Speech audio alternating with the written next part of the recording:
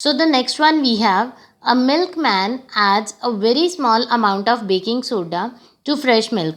अब एक मिल्कमैन है, वो क्या कर रहा है, बहुत थोड़ी सी कंसनट्रेशन बेकिंग सोडा की यानी सोडियम बाइकार्बोनेट की वो फ्रेश मिल्क में डाल रहा है। So why does he shift the pH of the fresh milk from 6 to slightly alkaline. अब कहते हैं कि उसने अपना जो मिल्क था उसका पीएच जो है वो 6 से स्लाइटली अल्कलाइन क्यों किया। अब आपको पता है जो मिल्क है वो फ्रेश मिल्क थोड़ा सा ऑलरेडी स्लाइटली इट्स एसिडिक। अब लोअर पीएच पे क्या होता है, मिल्क जो है वो बहुत ईजिली सोर हो जाएगा क्योंकि वो एसिडिक है। So to prevent this he adds baking soda to fresh milk as baking soda is alkaline in nature and this will not allow the milk to turn sour। अब ये क्या करेगा कि उसमें सोडियम बाइकार्बोनेट डाल के उसको थोड़ा सा अल्कलाइन कर दिया सो दैट की जो मिल्क है वो सोर ना हो सके। So the next one is, why does this milk take long time to set as curd. अब जिस मिल्क में उसने क्या किया था कि बेकिंग सोडा डाला था, अब कहते कि इस मिल्क को क्यों ज़्यादा टाइम लगता है कर्ड बनने में। बिकॉज अब हमने उसका पीएच जो है वो शिफ्ट कर दिया टुवर्ड द अल्कलाइन। तो कर्ड जब बनना है तो कर्ड में कर्ड एसिडिक पीएच पे बनेगा बिकॉज लैक्टिक एसिड बनना है। The presence of baking soda and alkaline substance will not aloe the formation of lactic acid. तो ये जो है वो लैक्टिक एसिड की, बेकिंग सोडा ने क्या करना है, लैक्टिक एसिड की फॉर्मेशन नहीं होने देनी। Due to this reason milk mixed with baking soda take long time to set as curd. तो ऐसे में जिस मिल्क में हमने बेकिंग सोडा डाला होता है तो उसको बहुत टाइम लगता है कर्ड बनने में। The next question we have, plaster of Paris should be stored in moisture proof container, explain why. अब जो पीओपी है इसको क्यों मॉइस्चर प्रूफ कंटेनर में रखना चाहिए। तो अब जैसे आपने पीछे रिएक्शन पढ़ी है कि जब प्लास्टर ऑफ पेरिस रिएक्ट करता है वाटर के साथ या वो वाटर के साथ मिक्स होगा तो उसने एक हार्ड सॉलिड मास बना देना है जिप्सम का।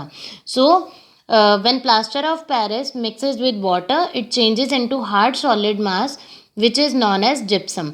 अब ये जो जिप्सम है तो यहाँ पे कैल्शियम सल्फेट है हमारे पास, hemihydrate, that is plaster of Paris. तो इसने क्या करना है, मॉइस्चर में से वाटर मॉलिक्यूल्स जब इसने लेने हैं, मीन्स इनके साथ ये रिएक्ट कर जाएगा और ये बना देगा जिप्सम। तो इस वजह से ताकि जिप्सम ना बने हमारे पास पीओपी ही रहे, इस वजह से हम इसको क्या करते हैं, मॉइस्चर प्रूफ कंटेनर में रखते हैं। तो then the next question we have, what is neutralisation reaction, give example. अब न्यूट्रलाइजेशन रिएक्शन क्या होती है, it is a type of reaction in which an acid react with a base to form salt and water. अब ये ऐसी reaction है जिसमें एक एसिड है वो बेस के साथ रिएक्ट करके एक तो बनाता है सॉल्ट, दूसरा बनाता है वाटर। इसको हम बोलते हैं न्यूट्रलाइजेशन रिएक्शन। इसको हम ऐसे भी कह देते हैं कि जिसमें एक एसिड का जो इफ़ेक्ट है वो बेस कैंसिल कर रहा है या बेस का इफ़ेक्ट एसिड कैंसिल कर रहा है with the formation of salt and water, we call that reaction as the neutralisation reaction. अब ये इन जनरल देखो, एसिड प्लस बेस तो ये हमारे पास सॉल्ट प्लस वाटर बनता है। तो रिएक्शन अगर इसकी केमिकल इक्वेशन में देखो तो हमने बहुत बार ये डिस्कस करी है, HCl which is an acid, तो this is a strong acid and this is a strong base. तो ये हमारे पास सोडियम हाइड्रोक्साइड है, तो ये दोनों एक दूसरे के इफेक्ट को बैलेंस कर देंगे, तो ये बनाएंगे sodium chloride which have the pH 7, that is it is neutral, and water which is also neutral. The next one we have, give two important uses of washing soda and baking soda. अब आपने washing soda और baking soda इनके important uses बताने हैं। First one, uses of washing soda.